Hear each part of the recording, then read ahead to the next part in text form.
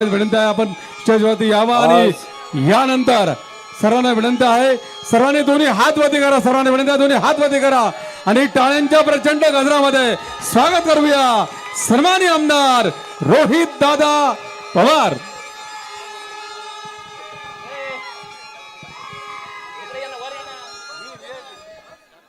आज आपल्या जामखेड शहरामध्ये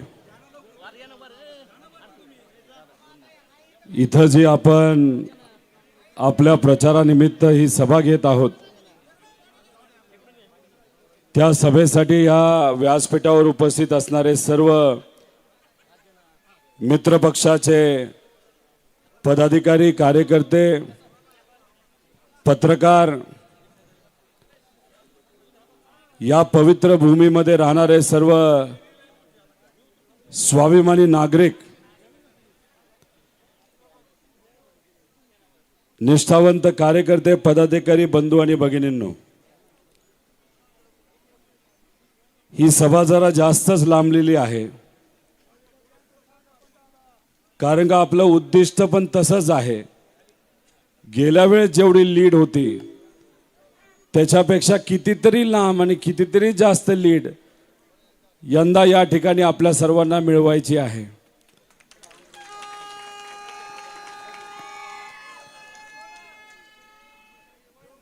खरं तर या सभेसाठी संजय राऊत साहेब येणार होते. आत्तापर्यंत आणि आत्ता सुद्धा मुंबईच्या एअरपोर्टवर हेलिकॉप्टरला परवानगी मिळावी यासाठी ते वाट बघत आहेत. नंतर 2 मिनिटं फोनवर ते बोलतीलच, पण कदाचित काही लोकांना कळलं असावं की वातावरण हे काय भाजपच्या बाजूने दिसत नाही. आणि मग काय करायचं तर नेत्यांना इथं येऊन द्यायचं नाही, सभेला पोचून द्यायचं नाही, असं काहीतरी करण्याचा प्रयत्न हा काही लोकांनी केला असावा. पण कितीही काही करा, कितीही येऊ द्या, पण इथं झेंडा हा स्वाभिमानाचाच आणि आपल्या पक्षाचाच, आदरणीय पवार साहेबांचा आणि महाविकास आघाडीचाच इथं पुन्हा एकदा फडकणार. मी विनंती करतो, इथं जी प्लास्टिकची तुतारी आहे ती आज या सभेमध्ये वाजवण्यापेक्षा 20 तारखेला जेव्हा मतदान होणार तेव्हा दाबून मतदान करायचं आणि 23 तारखेला स्वाभिमानाची तुतारी इथं परत एकदा आपल्याला वाचवायची. विकास कामाबद्दल मी बोलणार नाही. तुम्हा सगळ्यांना माहीत आहे, आपल्या घरापर्यंत जो विकास आपण तिथं केलेला आहे, या मतदारसंघामध्ये केलेला आहे, त्याची माहिती ही आपण पोचवलेली आहे. विकास कामावर 250-300 पानाचं पुस्तक आपण लिहिलेलं आहे. खरं तर ते पुस्तक 500 पानावर जात होतं, पण ते पुस्तक कमी आणि उशी जास्त झाली असती, मोठं झालं असतं, जाड झालं असतं, म्हणून आपण थोडक्यात विकासाची कामं आपण 200-250 पानामध्ये तिथं तुमच्यापर्यंत पोहोचवण्याचा प्रयत्न तिथं केला. मी आपल्या सर्वांना एवढाच प्रश्न करणार आहे. 5 वर्षापूर्वी या मतदारसंघामध्ये जेव्हा आपण काम करत होतो, जेव्हा तुम्ही तहसील कार्यालयाला जात होता, BDO कडे जात होता, विम्याचा पैसा जेव्हा तुमचा अडकत होता, आरोग्याची अडचण असायची, शिक्षणाची अडचण असायची, कुठेतरी आपल्याला ॲडमिशन घ्यायची असायचं, पण जायचं कोणाकडे असा प्रश्न आपल्याला पडत असायचा. एखाद्या कंपनीमध्ये आपल्याला काम पाहिजे असेल तर मग पूर्वी आपण कोणाकडे जात होता असा एक प्रश्न आपण सर्वांनी केला पाहिजे. गेल्या 5 वर्षामध्ये तुमच्या सगळ्यांच्या आशीर्वादाने, पाठिंब्याने माझ्यासारखा कार्यकर्ता आमदार झाला, लोकप्रतिनिधी झाला. आणि गेल्या 5 वर्षामध्ये शिक्षण, आरोग्य, महिला सबलीकरण, शेती, महिला सुरक्षता, नोकरी, शिक्षण या सर्व विषयावर आपण गेल्या 5 वर्षामध्ये काम केले. आणि छाती ठोक मी आपल्या सर्वांना सांगतो, एवढं काम या महाराष्ट्रामध्ये कुठल्याही मतदारसंघामध्ये झालं नसेल. माझ्यावर टीका होते, माझ्या विरोधकाकडे टीका केल्याशिवाय दुसरं काय राहिलंच नाही. आपल्या सगळ्यांचे विरोधक राम शिंदे सर काय म्हणतात की ही भूमिपुत्रांची लढाई आहे. अहो राम शिंदे सर, तुम्ही उशिरा जागा झाला.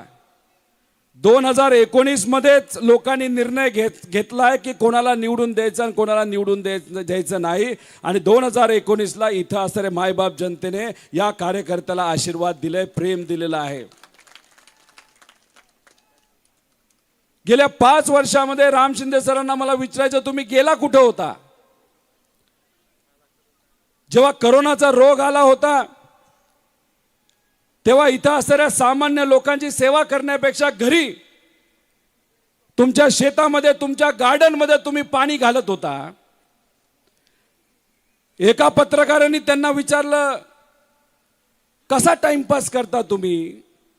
तेव्हा राम शिंदे सर म्हणाले होते, काय आहे, करोनाचा काळ आहे, अशात मी किशोर कुमारची गाणी ऐकतो.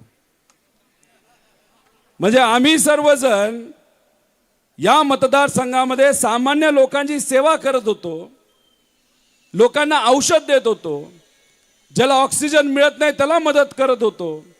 या महाराष्ट्रातलं सगळ्यात मोठं कोविड सेंटर जर कुठं असेल तर ते आपल्या कर्जत जामखेडमध्ये होतं. 28,000 लोकांना आपण तिथं सेवा दिली. आणि तुम्ही काय करत होता तर घरी गाणी ऐकत होता. अहो 90,000 मतदान तुम्हालाही त्यावेळेस मिळालं होतं. त्या 90,000 पैकी काही लोकांना तरी करोना झाला असेल. मग काय तुम्हाला सुचलं नाही लोकांची सेवा करायची? जसा काळ गेला, देवेंद्र फडणवीस सरांनी आमचं कुटुंब फोडलं, पार्टी फोडली, भाजप सत्तेत आलं. आणि मग तुम्हाला काय मिळालं तर मागच्या दरवाजाने तुम्ही आमदार झाला. आणि मग आमदार झाल्यानंतर तुमची सत्ता या राज्यामध्ये होती. पण दुष्काळाच्या वेळेस जेव्हा सरकारकडनं टँकर दिले जात नव्हते तेव्हा तुम्हाला जमलं नाही कलेक्टरला सांगायचं, मंत्र्याला सांगायचं, माझ्या मतदारसंघामध्ये आमचे इथं असणारे लोक आणि मुकी जनावरं तिथं पाण्यापासून तहानलेली आहेत, काही कर पण टँकर पाठव. हे राम शिंदेला जमलं नाही. मग जिथं सरकार कमी तिथं आपण सरकार बनून लोकांची सेवा ही टँकरच्या मदतीने तिथं केली. आणि ही मदत करत असताना राम शिंदे सरांनी काय केलं तर टँकर थांबवले. मी आपल्या सर्वांना विचारतो, ज्या वस्तीवर, ज्या बूथवर, ज्या गावामध्ये मला मतदान कमी झालं तिथं असं आहे का की मी टँकर पाठवला नाही? सगळ्या वस्त्यांवर आपण टँकर दिले. का? कारण का तिथं माझ्या माता भगिनी आहेत, माझी लहान भावंड आणि लहान बहिणी आहेत, तिथं आमचे वडीलधारी आहेत, तिथं आमची मुकी जनावरं आहेत. आणि तिथं कुणीही तहानलेलं राहिलं नाही पाहिजे याची दक्षता त्या ठिकाणी आपण घेतली. आणि असं कुठलीही वस्ती आणि वाडी वस्ती आणि शहर सोडलं नाही जिथं आपण पिण्याचं पाणी दिलं नाही. पण कायमस्वरूपी पिण्याच्या पाण्याचा प्रश्न सोडवण्यासाठी आपण प्रयत्न केले. या कर्जत जामखेडमध्ये आपण 550 कोटी रुपये प्रत्येक गावासाठी, प्रत्येक शहरासाठी पिण्याच्या पाण्याच्या व्यवस्थेसाठी आणले, मंजूर केले, टेंडर झालं ना आता त्याचं काम सुरू आहे. मग तेव्हा तुम्हाला सुचलं नाही लोकांच्या सेवेसाठी यायला? लंपीचा रोग आला तेव्हा हे महाशय गायब झाले. अहो तुमची सत्ता होती. या मतदारसंघामध्ये जे शेतकरी, त्यांच्याकडे मुकी जनावरं आहेत, गायी आहेत, यांना लंपीचा रोग तिथं लागत होता आणि तुम्ही घरी जाऊन कुठं गायब झाला काय माहित, आणि कुठल्या घरी होते हे माहित नाही. चोंडी पुण्यातलं का मुंबईचं? आणि याच्यात आपण काय केलं तर सरकारला विनंती केली, सरकारकडनं आपल्या डोसेस मिळाले नाहीत तेवढ्या प्रमाणात. इथं असणाऱ्या डॉक्टरांना आणि LSSला आपण विश्वासात केलं. आपण फोन केला एका कंपनीमध्ये, त्या कंपनीला विनंती केली की माझ्या मतदारसंघामध्ये असणाऱ्या आमच्या शेतकऱ्याला आम्हाला लसी पाहिजे. 1,00,000 लसी त्या कंपनीकडनं आपण आणल्या आणि इथं असणाऱ्या आपण जनावरांना दिल्या. अहो, पवारांची ताकद काही कमी नाही. एका फोनवर आपली कामं होत असतात, पण तो फोन कोणासाठी केला जातो हे पण महत्वाचं आहे. आम्ही कुठल्या तरी तुमच्या गुंडासाठी नाही तर एखाद्या व्यवसाय करायसाठी तिथं फोन नाही केला, तर फक्त कोणासाठी केला असं तर माझ्या मायबाप जनतेसाठी तिथं फोन केला. अहो, आपला मतदारसंघ एकुलता एक मतदारसंघ होता या राज्यामध्ये, जो 20 ते 22 दिवसामध्ये 100% लसीकरण इथं झालं होतं. मंत्री महोदय विखे पाटील साहेबांच्या मतदारसंघामध्ये जेव्हा 50% लसीकरण झालं होतं, तेव्हा या मतदारसंघामध्ये आपण सगळ्यांनी मिळून 100% लसीकरण तिथं करून घेतलं होतं. मग राम शिंदे सर कुठे होते माहित नाही. मी लोकात जाऊन पूर्वी गोरा होतो, आता मी काळा झालेलो आहे, पण ते मात्र गोरेवर गोरे गोरेवर गोरे जास्त होत चाललेले आहेत. मी टीका करत नाही त्यांच्या रंगावर, पण जेव्हा खऱ्या अर्थाने उन्हात आणि लोकात यायची वेळ असते हे महाशय गायब होतात. जेव्हा या भागामध्ये पीक विम्याचा प्रश्न उभा राहिला, तुमची सत्ता होती, काय केला पाठपुरावा त्याच्यासाठी? काय नाही. घरी बसले. ते कुठल्या घरी आहे मला सांगता येत नाही, चोंडीच्या, पुण्याच्या का मुंबईच्या. त्यासाठी कुठेही त्यांनी पाठपुरावा केला नाही. या कार्यकर्त्यांनी, अधिकारी, मुख्यमंत्री या सगळ्यांना भेटून या मतदारसंघातल्या शेतकऱ्यासाठी 181 कोटी रुपये हे मिळवून दिले आणि शेतकऱ्याच्या खात्यामध्ये सुद्धा गेले. जेव्हा अतिवृष्टी झाली तेव्हा सुद्धा शेतकऱ्याला तिथं आपण मदत केली. आणि मग गेले 5 वर्ष तुम्ही घरी बसला होता आणि घरी बसल्यानंतर आता इलेक्शन आलं म्हणून तुम्ही जर तोंड दाखवत असाल तर राम शिंदे सर, इथली जनता लय हुशार आहे. त्यांना माहिती आहे कोण स्वार्थापोटी येतं आणि कोण प्रेमापोटी येतं. अहो, या मतदारसंघाला कुटुंबासारखा जपलाय आम्ही, कुटुंबासारखा. इलेक्शनच्या काळामध्ये पैसा वाटला नाही, दारू वाटली नाही, पण मायबाप जनतेने आदरणीय पवार साहेबांकडे बघून, पवार साहेबांच्या कामाकडे बघून या कार्यकर्त्याला प्रेमाने तिथं निवडून दिलं. आज या रोहित पवारचं जी काय ओळख या महाराष्ट्रामध्ये असेल ती कोणामुळे असेल तर फक्त कर्जत जामखेडकरांमुळे आहे. आणि या भागाचं प्रतिनिधित्व करत असताना गेल्या 5 वर्षामध्ये टीव्हीवर नाही तर इंटरव्ह्यू मध्ये नाही तर कुठल्याही सभेमध्ये मी खालच्या लेवलला जाऊन बोललोय का? पातळी सोडली आहे का? कारण का मला एक गोष्टीची जाण आहे, रोहित पवार हा फक्त रोहित पवार नसून रोहित पवार या कर्जत जामखेडचा प्रतिनिधी आहे. त्यामुळे या आपल्या या मतदारसंघाची जे काय आपल्याला मनापासून स्वाभिमान राखण्याचा आहे ती माझ्यासारख्याची जबाबदारी असल्यामुळे मी फार प्रामाणिकपणे तिथं काम केलेलं आहे. मला काही लोक म्हणतात, अरे तू बाहेर का प्रचाराला जातो? मी त्यांना एवढंच सांगतो, माझा विश्वास इथं असणाऱ्या जनतेवर आहे, माझा विश्वास इथं असणाऱ्या कार्यकर्त्यां पदाधिकाऱ्यांवर आहे. माझ्या जनतेने, माझ्याच इथं असणाऱ्या लोकांनी मला सांगितलेलं आहे, मतदारसंघातली काळजी तुम्ही करू नका. पवार साहेबांबरोबर, उद्धव ठाकरे साहेबांबरोबर, राहुल गांधीजींबरोबर, जिथं कुठं तुम्हाला जाता येईल तिथं जावा, कार्यकर्त्यासारखा काम करा. सगळ्याच आपण काही करा. या महाराष्ट्रामध्ये महाविकास आघाडीची सत्ता आणा. मी तुम्हाला आश्वासित करतो, 20 तारखेला मतदान करायचं, 23 तारखेला गुलाब आपल्या अंगावर घ्यायचा, 26 तारखेला शपथविधी करायची आणि या महाराष्ट्रामध्ये महाविकास आघाडी सरकार येणार म्हणजे येणार. हे काळ्या दगडावरची पांढरी रेष आहे. त्यामुळे हे जे विरोधक आहेत तुमच्या गावामध्ये, तुमच्या वस्तीमध्ये येतील, बरंच काय बोलतील. अहो, याच्यामध्ये जर आपण बघितलं, राम शिंदे सर म्हणतात गेल्या महिनाभरात मी गावागावामध्ये गेलो, गावामध्ये गेल्यानंतर लय भारी वाटलं. मग 5 वर्ष काय तुम्हाला घरी बसायला कुणी सांगितलं होतं? का नाही आला बाहेर? यायचंच नव्हतं. आता का बाहेर आले त्याचं प्रमुख कारण सांगतो. त्यांनाही माहिती ते जिंकून येत नाहीत त्या मतदारसंघातून, पण का उभं राहायचं? तर पार्टीकडनं मोठं घबाड येणार आहे, घबाड. अहो, एका आमदारांना भाजपने आणि मित्र पक्षाने त्यांच्या 25 कोटी रुपये दिलेत इलेक्शन लढायला. बघा ना, तुमच्या गावामध्ये शहरामध्ये खानावळ सुरू झाली असेल, कार्यकर्त्यांना दारू देणं सुरू झालं असेल, याला विकत घे त्याला विकत घे, या नेत्याला खबाड दे, नागपूरला घेऊन जा, मुंबईला घेऊन जा, हे बरंच काय चालू झालंय. 25 कोटी तिथून आले. लोकसभेला मला नका विचारू, पण इथून जे भाजपचे उमेदवार उभे होते त्यांना जाऊन विचारा काय परिस्थिती होती.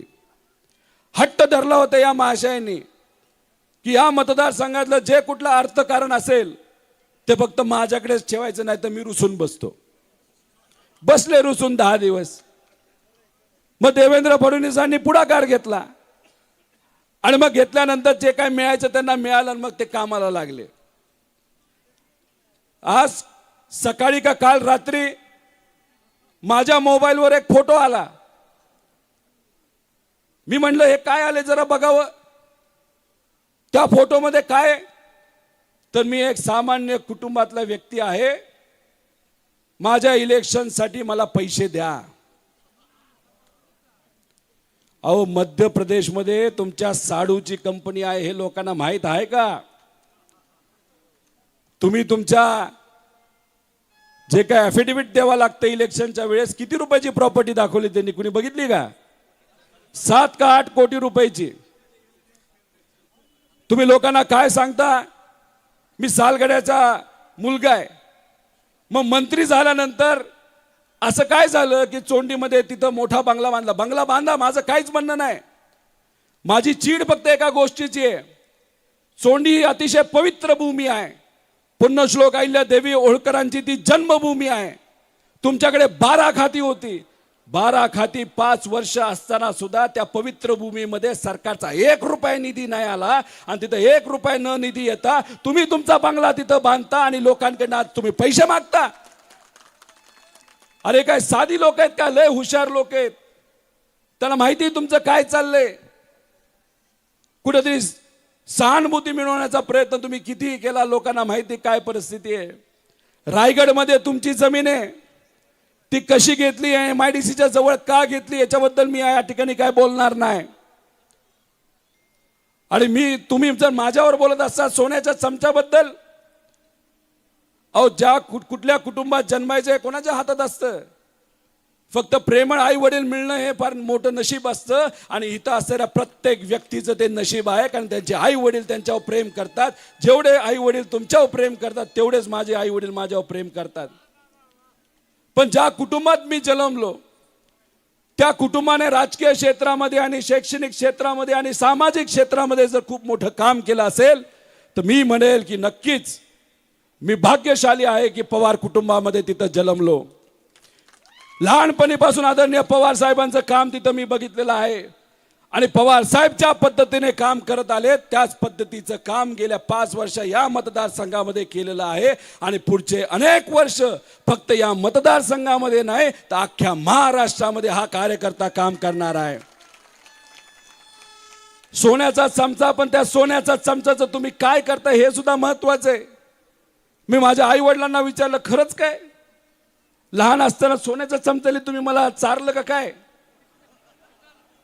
माझ्या आईली आणि माझ्या वडिलांनी सांगितलं, अरे कोणाच्या भाषणाचं कोणाच्या शब्दाचं कधी सिरियस घ्यायचं नाही घ्यायचं हे तू ठरव. राम शिंदे सर तिथं बोलतोय आणि तू ते सिरियसली घेतो. मी म्हणलं नाही, मला जरा जाणून घ्यायचं होतं. उद्धव आपले एकनाथ शिंदे साहेब सुद्धा म्हणतात सोन्याचा चमचा, तिथं देवेंद्र फडणवीस सुद्धा म्हणतात सोन्याचा चमचा. म्हणलं खरंच विचारून घ्यावा आई वडिलांना, खरंच सोन्याचा चमचा होता का? अरे पण ते सोन्याच्या चमच्याचं तुम्ही काय करता हे सुद्धा महत्वाचं आहे ना. या मतदारसंघामध्ये सरकारकडनं निधी न घेता आपण शैक्षणिक सत्रामध्ये खूप मोठ्या प्रमाणात काम केलंय, महिलांच्या सबलीकरणामध्ये तिथं काम केलंय. जेव्हा टँकर कमी पडलं, पाणी कमी पडलं, त्या सोन्याच्या चमच्याचा वापर करून सामान्य कुटुंबातल्या प्रत्येक व्यक्तीपर्यंत आपण ते पाणी दिलेलं आहे. हे आमचे विरोधक म्हणतात कंपोस्ट बॉक्स दिला, पॅड दिलं, दप्तर दिलं. दिलं ना, काय हरकत आहे? माझ्या मुलांना देतो. गेले 20 दिवस झाला अजून माझ्या मुलाला आणि मुलीला मी भेटलो नाही. पहाटे 2-3 वाजता येतो, निघून जातो, फोनवर बोललो तर बोलतो. मग या मतदारसंघामध्ये आल्यानंतर लहान मुलाला बघितल्यानंतर जर मला माझाच मुलगा नाही तर माझीच मुलगी त्यांच्यामुळे दिसत असेल आणि त्यांच्यासाठी काहीतरी करू इच्छितो असेल तर त्याला काय हरकत आहे? चला, मी दिलं कंपोस्ट बॉक्स, तुमच्या दानात असेल खोट रबर द्या, शिशी पेन्सिल द्या. ते म्हणतात रोहित पवारनी CSR कुठून आणलं ते बघतोच. अरे काय बघायचं बघा, तुम्ही काय बघता? ईडी सुद्धा मला बघते की मी पैसे कुठून आणले. ईडीला काय नाही सापडलं, तुम्हाला काय सापडणार आहे तिथं? कारण का जो काय पैसा मी कमवलाय, तो कष्टातून कमवलाय म्हणून मी घाबरत नाही. अहो, ह्याच्यावर तुम्ही बोलत असताना जरा विचार करून बोला. ते काय म्हणतायत की मतदारसंघामध्ये रोहित पवारांचे सर्व नातेवाईक, सर्व मित्र परिवार, कुटुंबीय हे प्रचार करतायत. पहिल्यांदा राम शिंदे सर खरे बोलले, कारण माझा प्रचार कोण करतंय? तुम्ही करत आहात. आणि माझं कुटुंब काय असेल तर कर्जत जामखेडे माझं कुटुंब आहे आणि या कुटुंबामध्ये असणारा प्रत्येक व्यक्ती हा माझा कुटुंबातला एक व्यक्ती असल्यासारखा तिथं काम करतो आणि मी कधी आयुष्यभर विसरणार नाही. तुम्ही माझ्या आईबद्दल बोलताय, माझ्या बहिणीबद्दल बोलताय, माझ्या वडिलांबद्दल बोलताय, माझ्या पत्नीबद्दल बोलतायत. काय हरकत आहे प्रचार करण्यासाठी? हे सर्व लोक या ठिकाणी जात असतील, लोकांना भेटत असतील. आणि मग अशा पद्धतीने तुम्ही राजकारणाला जर खालच्या लेवलला घेऊन जात असाल तर इथं असणारी जनता सुज्ञ असल्यामुळे योग्य असं उत्तर या विधानसभेच्या इलेक्शनच्या माध्यमातून तुम्हाला दिलं जाईल. अहो, तुम्ही भूमिपुत्र म्हणता, मला तर असं वाटतं की तुम्ही मुकादम आहे. मग अशी दत्ताभाऊनी सांगितलं मुकादम, पण दत्ताभाऊ राम शिंदे सरांच्या बद्दल बोलायचं झालं तर मुकादमाचा वेगळा अर्थ निघतो. जेव्हा एखादा पैसावाला असेल नाही तर गुंड असेल तर त्याचे हे मुका घेतात, पण एखादा सामान्य व्यक्ती असेल तर त्याला दम घालतात. अहो मुकादम शेठ, तुमचं बघा आता 24-23 तारखेला काय होते. मी तर त्यांना विनंती करतो, गेल्या वेळेस 11 वाजताच तुम्ही बाहेर निघाला होता, पुढच्या दरवाजाला चालला होता. मी विनंती केली मागच्या दरवाजाकडनं घेऊन जावा, कारण पुढे जे कार्यकर्ते ते त्यांच्याबद्दल काय करतील हे सांगता येणार नाही. पण आता विनंती एवढीच आहे, घरीच बसा, येऊ नका. आलात तर सांगता येणार नाही काय, आणि जर चुकून आलातच तर 9:30 वाजताच तुम्हाला निकाल कळणार आहे की या पवित्र भूमीमध्ये या कार्यकर्त्याला इथं असणाऱ्या लोकांनी लोकशाहीच्या माध्यमातून भरभरून तिथं प्रेम दिलेलं आहे. राम शिंदेचं भाषण ऐका, ते काय म्हणाले? चुना लावून रोहित पवारला परत पाठवायचे. बरं, उदाहरण देताना चुन्याचंच दिलं. 12 खात्याचे मंत्री होते आणि 12 खात्याचे मंत्री असताना 5 वर्षामध्ये या मतदारसंघातल्या लोकांना काय केलं तर नुसता चुनाच लावलाय. हे आणतो ते करतो, हे आणतो हे मंजूर करतो ते करतो, आणि आपल्याला काय वाटलं अरे मंत्री करेल. आणि मग अशा पद्धतीने राम शिंदे सरांनी आपल्याला चुना लावला असेल तर लोकशाहीच्या माध्यमातून आपल्याला 100% त्यांना चुना लावायचा आहे. आणि त्यांचं जे लीड असेल, आपलं जे लीड असेल ते लीड 100% आपल्याला डबल या काळामध्ये त्या ठिकाणी करायचं. आणि त्यांना जे मतदान मिळालं ते कसं कमी होईल यासाठी आपल्या सर्वांना तिथं प्रयत्न करायचे हे मी इथं खरं तर म्हणतो. खरं तर अनेक विषय आहेत, अनेक गोष्टी आहेत. मी एवढंच आपल्या सर्वांना सांगेन, ही लढाई विचाराची आहे आणि या विचाराच्या लढाईमध्ये कुठंतरी आपल्या सर्वांना तिथं एकत्रित यावं लागतंय. आणि एकत्रित येत असताना आपल्या बूथवर आपल्या गावामध्ये आपल्या सर्वांना लक्ष द्यायची जरूरत आहे. आणि मग याच्यामध्ये कुणी दमदाटी करत असेल तर त्याला उत्तर द्यावं लागते. खरं तर माझ्याबरोबर तुम्ही सर्वजण प्रचार करता, पण राम शिंदे सरांबरोबर जर बघितलं तर कोण प्रचार करते, कोण करते? अहो, कर्जत तालुक्यामध्ये देवकाते नावाचा आपला एक कार्यकर्ता आहे. राम शिंदे सरांच्या कार्यकर्त्यांनी आपला बोर्ड फाडला म्हणून त्यांनी त्यांचा बोर्ड फाडला. आणि मग त्यांना फोन करून हे नेते काय म्हणतात, शांत बसतोस का, नाही तर तुला मोका लावतो. मुकादम, सामान्य लोकांना दम आणि मुका घ्यायला ह्यांच्या बरोबर प्रचारामध्ये कोण फिरते? ज्याचा मुका लावलाय, ज्याला मोका आहे, तिथं हद्द पार केले, अशा लोकांना या भागामध्ये प्रचारामध्ये घेऊन फिरतायत. फिरा फिरा, त्यांच्यामुळेच माझी कदाचित 5-6 हजाराची लीड वाढणार आहे असं मला वाटतं.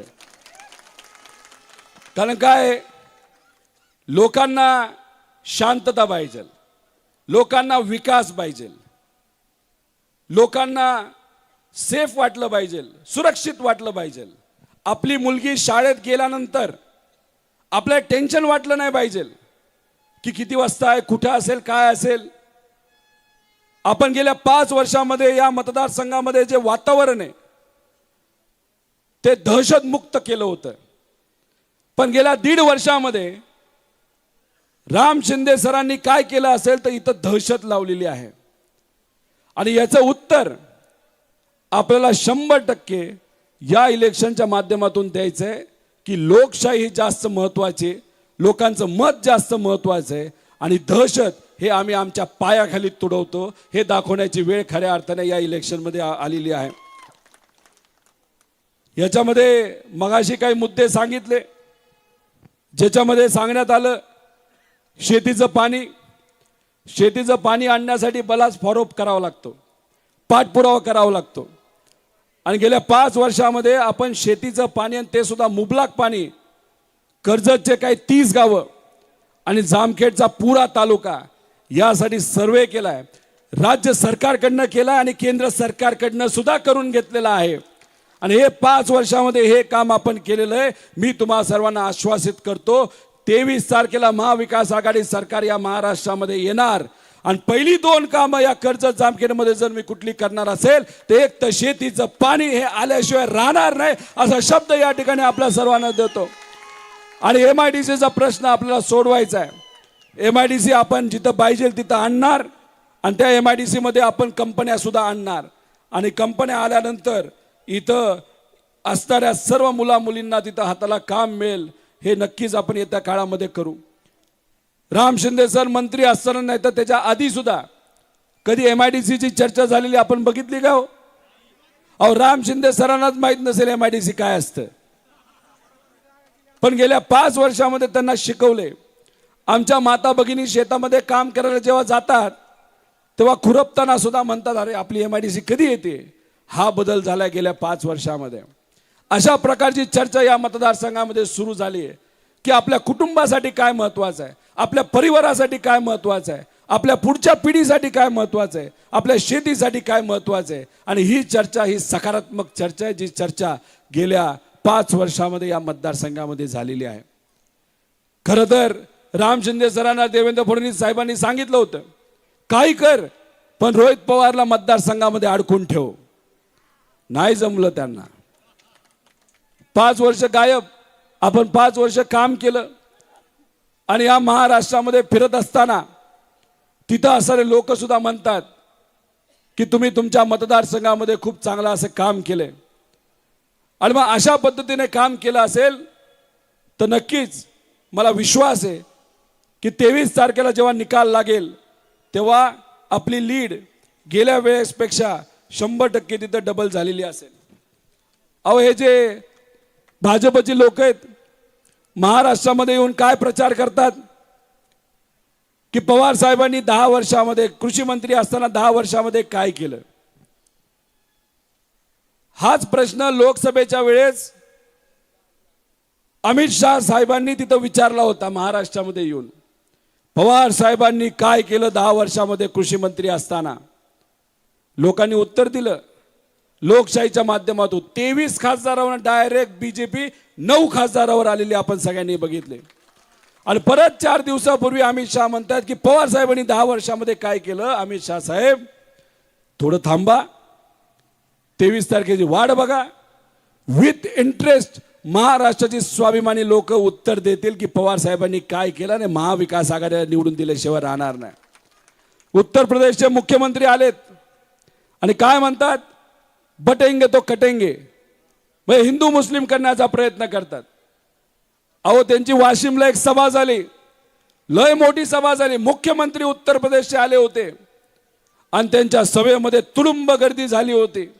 आपल्या स्टेजवर जेवढे लोक आहेत तेवढीच लोक त्यांच्या समोर तिथे बसले होते. अरे हे द्वेषाची भाषा आमच्या या महाराष्ट्रामध्ये चालत नाही. संतांच्या विचाराचा महाराष्ट्र आहे, शिवशाहू फुले आंबेडकरांच्या विचाराचा महाराष्ट्र आहे. आणि या महाराष्ट्रामध्ये तुम्ही द्वेष हे पेरू शकत नाही, हे कुठेतरी लोकांनी तिथं दाखवून दिलेलं आहे.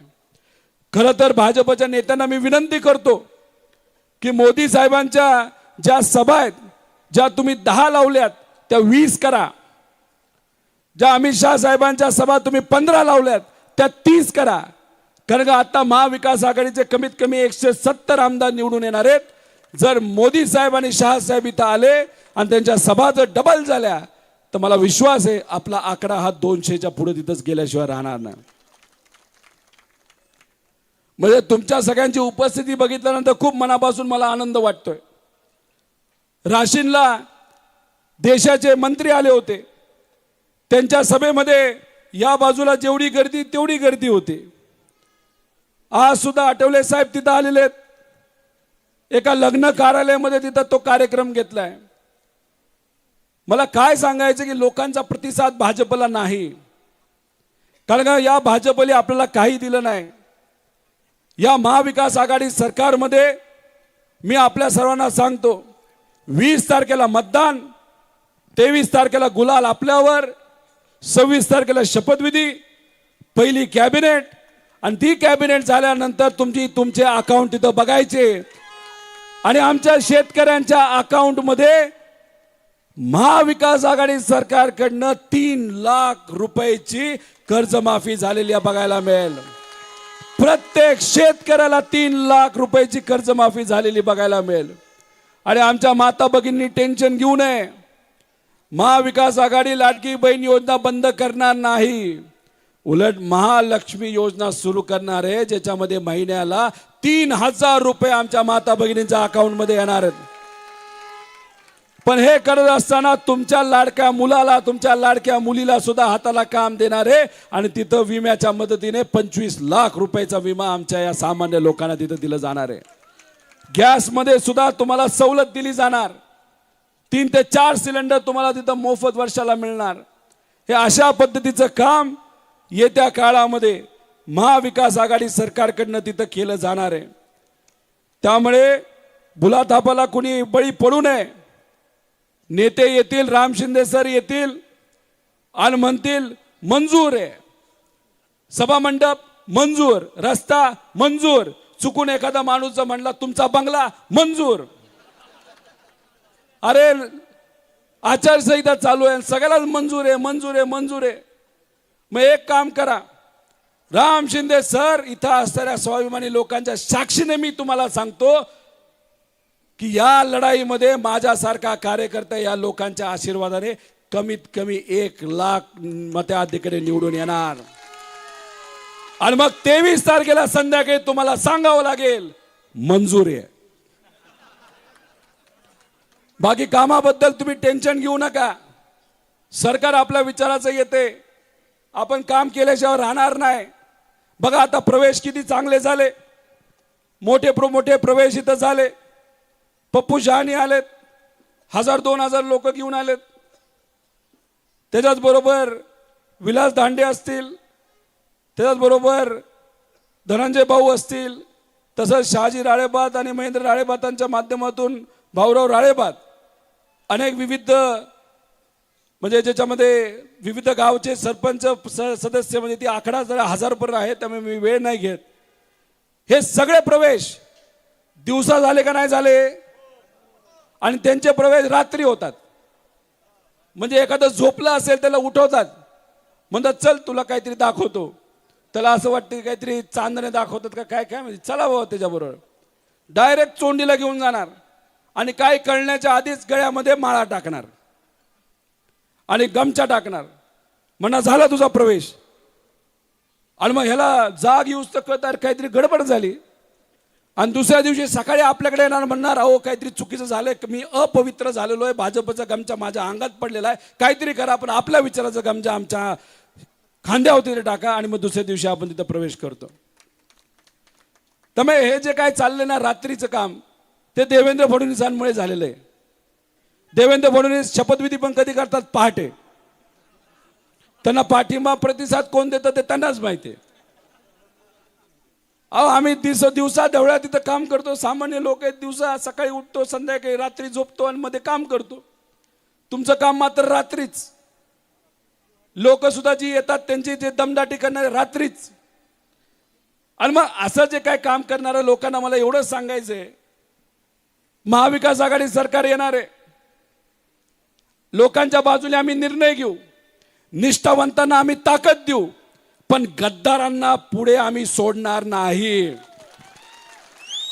पण गद्दारी दोन टाईपची, एक आपल्यातलेच लोक ज्यांनी गद्दारी केली ते एक गद्दार, पण जे विचाराला गद्दारी करतात, जे सामान्य लोकांना दम देतात, जे सामान्य लोकांना अडचणीत आणतात, डोक्याला बंदूक लावतात, त्यांना सुद्धा आम्हाला सांगायचं तुम्ही सुद्धा गद्दार आहात आणि आम्ही तुम्हाला येत्या काळामध्ये सोडणार नाही. त्यामुळे जे कोणी आपले कार्यकर्ते असतील अजिबात घाबरायचं नाही, अजिबात तुम्ही तिथं कुठं मागे हटायचं नाही. कुणी तुमचं काय करत नाही, तुमच्या केसाला जर कुणी हात लावला त्याचा हात छाटण्याची जबाबदारी त्या ठिकाणी माझी आहे. काही लोक म्हणतील दमदाटी करतोय, अरे सामान्य लोकांच्या बाजूने दमदाटी करण्यासाठी आम्ही असतो आणि सामान्य लोकांवर दमदाटी करणारे हे तुमच्या बरोबर आहेत आणि तुम्ही आहात. हाच तर आमच्या तर तुमच्यामध्ये फरक आहे. आम्ही काय सामान्य लोकांना दमदाटी करत नाही, पण जे सामान्य लोकांना अडचणीत आणणार त्यांना सोडत पण नाहीत. हे 23 तारखेनंतर कळणार आहे. त्यामुळे उग्याच बेडकासारख्या काही लोकांनी उड्या मारू नये, नाही तर उड्या मारायच्या तर आत्ताच मारा. 23 तारखेनंतर तुम्हाला उड्या मारण्यासाठी सुद्धा आम्ही सोडणार नाही. राम शिंदे सर, तुम्हाला प्रचाराला कुणी मिळत नसेल, नाही तर कदाचित तुम्हाला तसलीच लोक लागत असतील, म्हणून तुमचं जे काय चाललंय ते चालू द्या. तसंही तुम्ही उद्या जाऊन जामखेड तालुक्यामध्ये राहणार नाही, तुम्ही उद्या जाऊन येडशीलाच तुम्हाला जावं लागणार आहे. ओरिजिनली तुम्ही तिकडचे जावं लागणार आहे तिकडं. धाराशिवची लोक तुम्हाला घेतील नाही घेतील हे मला सांगता येणार नाही. अहो या मतदारसंघामध्ये शेतकऱ्यापासून सगळ्यांपर्यंत काम केलं. आमच्या व्यापाऱ्यांना मला विनंती करायची की त्यातले तुमच्यातले काही जण अंधभक्त आहेत. अंधभक्त होऊन काय फायदा नसतो. आजपर्यंत फक्त भाजपला तुम्ही कदाचित बटन नाही तर तिथं मतदान केलं असेल, पण हे जे अंधभक्त जे कुठले कार्यकर्ते व्यापारी असतील ते मी समजून घ्या की इथं आपल्या काळामध्ये राज हा सामान्य लोकांचा होता. इथं राज्य जर कोण करत होतं तर हे माणसं इथं राज्य करत होते. पण भाजपच्या एका व्यक्तीला मागच्या दरवाजाने आमदार केल्यानंतर या शहरामध्ये या भागामध्ये गुंडा राज मोठ्या प्रमाणात वाढत आहे आणि हे उद्या परवडणार नाही. खर्ड्याच्या व्यापाऱ्यांना जाऊन विचारा कोण कुणी कुठं जमिनीवर ताबा घेतला आणि तो कुणी घेतला. आणि अशी परिस्थिती या कर्जत जामखेडमध्ये नको असेल तर भाजपला आपल्याला पायाखाली तोडवावं लागणार आहे. तुम्ही तुमच्या जमिनीच्या किमती बघा, तुमच्या प्रॉपर्टीच्या किमती बघा. गेल्या 5 वर्षामध्ये या भागामध्ये फक्त प्रॉपर्टीच्या किमती आणि जमिनीच्या किमती वाढलेल्या आहेत. त्याचा फायदा जर कोणाला झाला असेल तर इथं असणाऱ्या लोकांना फायदा झालाय. का? कारण बदल होतोय, सकारात्मक बदल त्या ठिकाणी होतोय आणि हा सकारात्मक बदल येत्या काळामध्ये नक्कीच त्या ठिकाणी हा विकासाच्या दिशेने घेऊन जाणार आहे. मी एक गोष्ट आपल्या सर्वांना सांगतो, गेल्या 5 वर्षामध्ये राजकारणाचे अनेक धडे मी घेतलेले आहेत, शिकलेलो आहे. पण गेल्या 5 वर्षामध्ये जे काम इथं केलं, जे काम या महाराष्ट्रामध्ये केलं, ते फक्त ट्रेलर होतं, पिक्चर अजून बाकी आहे. फर्स्ट टाइमचा आमदार, तो सुद्धा तुमच्या कृपेने, तुमच्या आशीर्वादाने पहिल्या टर्मचा आमदार. पण तुमच्या या लोकप्रतिनिधीची दखल दिल्ली पासून पार गल्लीपर्यंत सगळ्या तिथं असणाऱ्या भाजपच्या नेत्यांना घ्यावी लागते. दिल्लीचे नेते मुंबईत येतात तेव्हा त्यांना कर्जत जामखेडवर चर्चा करावीच लागते. आणि राज्यातले भाजपचे नेते नाही तर कुठलाही नेता आला, कर्जत जामखेडमध्ये काय झालं हे सांगा असं ते म्हणतात. कारण कर्जत जामखेडचं वजन या महाराष्ट्राच्या राजकारणामध्ये वाढलेलं आहे. पण ही फक्त सुरुवात आहे, बरंच काय करायचे. आणि येत्या काळामध्ये मी आपल्या सर्वांना शब्द देतो की असा वेळ येणार आहे या महाराष्ट्रामध्ये की कर्जत जामखेड मधूनच महाराष्ट्राचे प्रमुख निर्णय हे घेतली जातील, अशी ताकद या कर्जत जामखेडची आहे. आणि ही ओळख, ही ताकद फक्त तुमच्यामुळे आहे. तुम्ही पाठबळ दिलं, तुम्ही पाठिंबा दिला, त्यामुळे हा कार्यकर्ता महाराष्ट्रामध्ये जाऊन तिथं कुठेही जाऊन बोलू शकतो. मला अभिमान कशा गोष्टीचा वाटतो, अरे कर्जत जामखेडचे आमदार आलेत, अरे अभिमान वाटतो राव. तुम्ही सुद्धा या महाराष्ट्रामध्ये कुठेही आज गेला तर कर्जत जामखेडला ओळखत नाही असं कुणी आपल्याला भेटणार नाही. पूर्वीची काय परिस्थिती होती, आता बदल झाला का नाही झाला? आपण कुणी केलाय तो तुम्ही केलाय. पण आपल्यात क्षमता होती, आपल्यात ताकद होती, पण व्यासपीठ मिळत नव्हतं. अहो एखाद्याची गाडी सुद्धा जर पकडली ना एखाद्या पोलिसाने आणि म्हणला कुठला आहेस, म्हणतो कर्जत जामखेडचा आहे, ठीक आहे नंतर सापडू नको, जा आता. वाढलं का नाही वजन? अहो इलेक्शनच्या काळामध्ये अनेक आमचे पदाधिकारी आम्हाला भेटले आणि म्हणले तिथं तिकीट द्यायचंय, तिथं तिकीट द्यायचंय. क्रिकेटची एखादी गोष्ट असेल त्या बाबतीत सुद्धा लोक भेटतात. एखादं ऍडमिशन असेल, आपले पाहुणे दुसरीकडचे येतात आणि म्हणतात ऍडमिशन करून घ्या. बदली करायची असेल तरी लोक येतात. का? कारण का आपलं वजन वाढलेलं आहे, तुमचं वजन वाढलेलं आहे, तुमची ती ताकद आहे. आणि माझी ताकद जर कोण असेल तर ते तुम्ही सर्वजण आहात. त्यामुळे हे जे काय आपले विरोधक आहेत त्यांच्या भाषणाकडे काय लक्ष देऊ नका. ते काही बरळतील, काही बोलतील. राशीनला आपण एक स्टेडियम केले. राम शिंदे सर काय म्हणतात, इथं काय IPL मॅचेस घेतली जाणार का? आणि बारामतीमध्ये कुठं स्टेडियम आहे? अहो विश्वरत्न डॉक्टर बाबासाहेब आंबेडकरांच्या नावाने एकदम मोठं स्टेडियम हे बारामतीला आहे. ते आम्ही तिथं करून दाखवलंय. आणि आतापर्यंत या मतदारसंघामध्ये बऱ्याच गोष्टी आम्ही करून दाखवल्यात. त्यामुळे चॅलेंज करायचं असेल राम शिंदे, कोणालाही करा, पण पवारांना करू नका. आणि पवारांमध्ये सुद्धा अजून एक गोष्ट सांगतो, रोहित पवाराच्या नादी तर कुणीच लागू नये. मला म्हणतात इथं IPL ची मॅच घेऊ शकता का? अहो राम शिंदे सर, आम्ही पुण्यामध्ये IPLच्या मॅचेस सोडा, आम्ही वर्ल्ड कपच्या मॅचेस सुद्धा पुण्यामध्ये घेतलेल्या आहेत. तुम्ही मॅचेस बोलू नका, तुम्हाला IPLचं तिकीट मिळते का आधी ते बघा. काय उगाच आव आणायचा, काढली जीप लावली टाळ्याला. कशाला टाळ्याला का कपाळाला? कशाला म्हणतात? हे उगाच काहीतरी फालतूगिरी चालली इथं. बोलण्यासारखं खूप आहे, पण अजून पुढे बोलत गेलो तर जरा अडचण होऊन जाईल. बोला बोला म्हणा. ह्यातले काय मासे तर मी आत्ता काय बोललो उद्या कळणार नाही. बघा तिथं बसले, आठवणार ना. काय म्हणलं तुम्ही? 90% मतदान. पण एक विनंती आहे, त्या दिवशी तरी तुम्ही नीट राहा.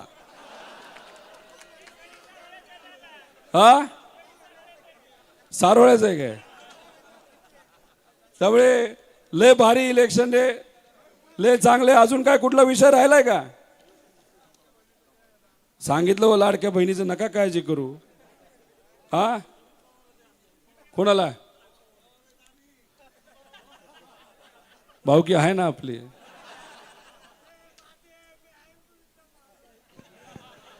माझ्या पुढं पण आहात, मागे पण आहेत, सगळे आहेत. इथं आमचे जे पदाधिकारी आहेत ना, म्हणजे खरंच त्यांना मानलं. भाजपली जेव्हा आमचं कुटुंब फोडलं, आमची पार्टी फोडली, तेव्हा अख्ख्या महाराष्ट्रामध्ये चर्चा नेत्यांमध्ये अशी होती की संपलं, पवार संपले, पवार साहेबांचं आता काय राहिलं नाही.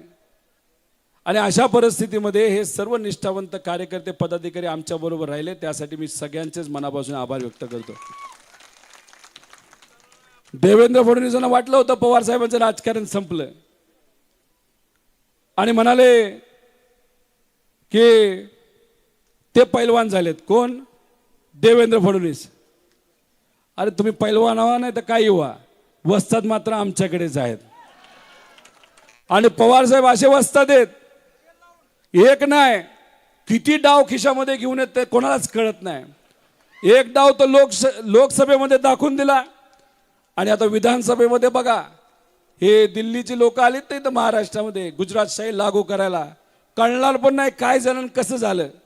ही परिस्थिती आहे. अहो महायुतीचे म्हणजे भाजपचे एक तरी नेता प्रचार करताना दिसतोय का तुम्हाला? विखे पाटील साहेब कुठे आहेत? मतदारसंघात. महाजन साहेब कुठे आहेत? त्यांच्या मतदारसंघात. बावनकुळे साहेब कुठे आहेत? त्यांच्या मतदारसंघात. महायुतीचे दुसरे नेते अजितदादा पक्षातले कोणी दिसतंय का आपल्याला? आपापल्या मतदारसंघात अडकून बसलेत. शिंदे साहेब फक्त एकटेच फिरतायत, बाकी सगळे त्यांच्या मतदारसंघात. म्हणजे मंत्री असताना सुद्धा बाहेर फिरता आलं नाही. आणि मी फक्त पहिल्या टर्मचा आमदार तरी बाहेर फिरतो, त्याचे कारण म्हणजे तुमची ताकद आहे आणि तुम्ही सर्वजण आहात. अहो मला काय पत्रकारांनी विचारलं, काय वाटतं तुम्हाला की ते म्हणतात की त्यांचे 160 निवडून येतील?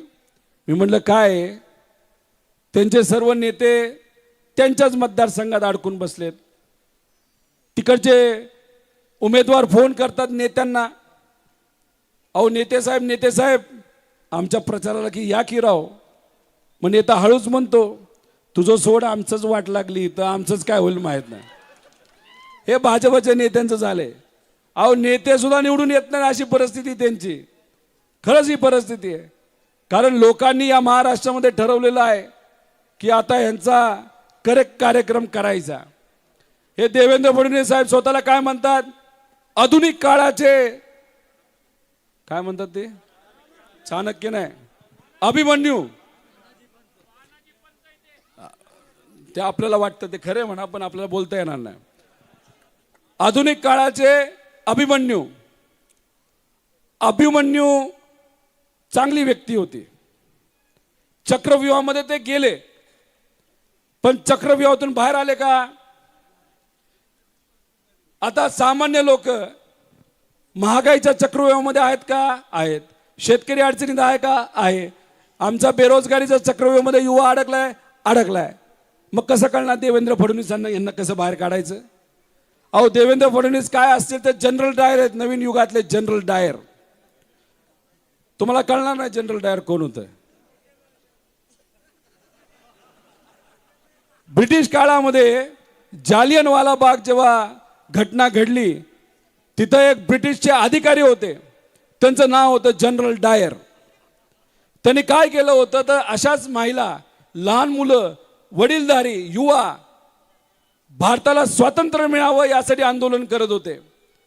या जनरल डायरनी काय केलं तर अशा सामान्य लोकांवर लाठीचार्ज केला ब्रिटिश काळामध्ये आणि गोळ्या झाडल्या. आज काय वेगळी परिस्थिती आहे. जालन्याला काय झालं? देवेंद्र फडणवीसांनी फोन केला आणि सांगितलं काय परिस्थिती आहे. ऐकत नाहीत, शांत बसलेत पण ऐकत नाहीत. एक काम करा, घाला गोळ्या आणि करा लाठीचार्ज. झाला का नाही लाठीचार्ज? अहो महिलांना डोकी फोडली, लहान मुलांना मारलं, वडीलधारांना मारलं. एवढं सुद्धा मन या माणसाकडे नाही, देवेंद्र फडणवीसांकडे. तिथं पुण्यामध्ये आळंदीला वारकरी संप्रदायाची काही युवा कार्यकर्ते तिथं आंदोलन करत होते, त्यांच्यावर सुद्धा लाठीचार्ज देवेंद्र फडणवीसांनी केला. अहो अतिशय विचित्र लोक आहेत. तुम्ही जर बघितलं तर ज्या जगामध्ये सगळ्यात खोटं बोलणारा नेता कोण असेल तर ते देवेंद्र फडणवीस आहेत. म्हणजे मराठा समाजाला खेळवत ठेवायचं, धनगर समाजाला खेळवत ठेवायचं. भुजबळ साहेब काय म्हणले होते आपल्याकडे असताना की ओबीसीचं राजकीय आरक्षण जर कुणी अडवलं असेल तर त्याचं प्रमुख कारण असेल देवेंद्र फडणवीस भाजप. हे भुजबळ साहेब त्या काळामध्ये बोलले होते. म्हणजे ओबीसी समाजाला खेळवत ठेवायचं. आणि यांचे नेते, प्रमुख नेते अमित शाह साहेब महाराष्ट्रामध्ये आल्यानंतर काय म्हणतात, आंदोलन चालले महाराष्ट्रात, कोणाकोणाचं चाललंय. त्यांना सांगितलं देवेंद्र फडणवीसांनी ओबीसी समाजाचं चाललंय, मराठा समाजाचं चाललंय, धनगर समाज चाललंय, आदिवासी समाजाचं चाललंय. मग अमित शहानी सांगितलं अहो आमच्या गुजरातमध्ये असं झालं असतं ना तर पायाखाली तोडत आम्ही आंदोलन, मग महाराष्ट्रामध्ये करायला काय हरकत आहे. मी प्रश्न आपल्या सर्वांना करतो, आपण आपल्या हक्कासाठी तिथं आंदोलन करतो, उपोषण करतो. मग अशा परिस्थितीमध्ये जर सरकारकडनं आपल्यावर दबाव आणला जात असेल आणि ओबीसी पासून, मराठा पासून जे धनगर समाजाचे कार्यकर्ते जे तिथं आंदोलन करत होते त्यांचं जर आंदोलन मोडून काढून त्यांच्यावर लाठीचार्ज केला असता तर हे आपण मराठी माणूस म्हणून हे खपून घेणार का? हात वर करून खपून घेणार का? मग याला उत्तर देण्याचा काळ कधी आला असेल तर ती आत्ताची वेळ आहे. आणि ती तारीख आहे 20 तारीख सकाळी 7 वाजल्यापासून संध्याकाळी 6 वाजेपर्यंत. त्यामुळे मी काही घोषणा इथं करेल त्याला फक्त प्रतिसाद आपण सगळ्यांनी तिथं द्यावा अशी विनंती. रामकृष्ण हरे. शेवटपर्यंत हात वर करून रामकृष्ण हरे. वाजवा तुतारी. पवार साहेब आप आगे बढ़ो, हम तुम्हारे साथ है. आदरणीय उद्धव ठाकरे साहब आप आगे बढ़ो, हम तुम्हारे साथ है. आदरणीय राहुल गांधी जी आप आगे बढ़ो. हम तुम्हारे साथ है. थांबा थांबा थांबा. रामकृष्ण हरे. मग ते 20 तारखेला जे मतदान होणार आहे त्या मतदानामध्ये वाढ व्हावी यासाठी तुम्ही सर्वजण प्रयत्न करणार का? तुम्ही पाठिंबा देणार का? तुम्ही सगळ्यांनी जर 10-10, 20-20 लोकांची जबाबदारी घेतली तरी मला विश्वास आहे आपलं लीड 1 लाखाच्या पुढे जाईल. इथं असणारे शिवसेना उद्धव ठाकरे साहेबांचे सर्व पदाधिकारी, काँग्रेसचे पदाधिकारी यांचे आभार व्यक्त करतो. खरं तर संजय राऊत साहेब, गाणं बंद करा. संजय राऊत साहेब हे फोनवर बोलणार होते पण मी त्यांना विनंती करेल की फोनवर बोलण्यापेक्षा एक छोटासा व्हिडिओ त्यांनी तिथं पाठवावा. आणि ज्या लोकांनी त्यांचं हेलिकॉप्टर उडण्याची परवानगी दिली नाही त्यांच्याकडे आम्ही बघून घेतो 23 तारखेनंतर. पण आपण हे सर्व मित्र पक्ष म्हणून लढत आहोत. त्यामुळे या मित्र पक्षांबरोबर सगळ्या कार्यकर्त्यांना विश्वासात घेत हे इलेक्शन आपल्याला प्रामाणिकपणे तिथं लढायचे आणि जिंकायचं सुद्धा आहे. एवढंच या ठिकाणी आपल्या सर्वांना सांगतो. जय हिंद, जय महाराष्ट्र. दादा प्रवेश घ्यायचा आहे. बाईक राहू दे चालू. दादा प्रवेश घ्या. महिला भगिनी अगोदर बाहेर जातील. महिला हॅलो हॅलो सर्व बांधवांना विनंती.